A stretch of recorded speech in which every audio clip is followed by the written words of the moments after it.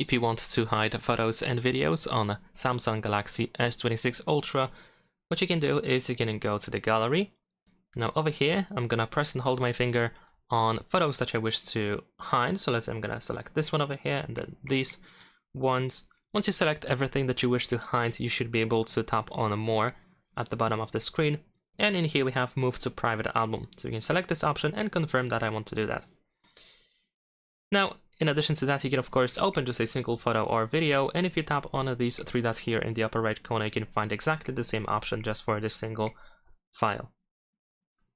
Once you move to the private album, we should be able to find it in the menu. So if we go to menu here in the bottom right corner, we can find the private album in here. There we go. We should be able to tap on the lock and then use your biometrics, for example, in order to unlock the access.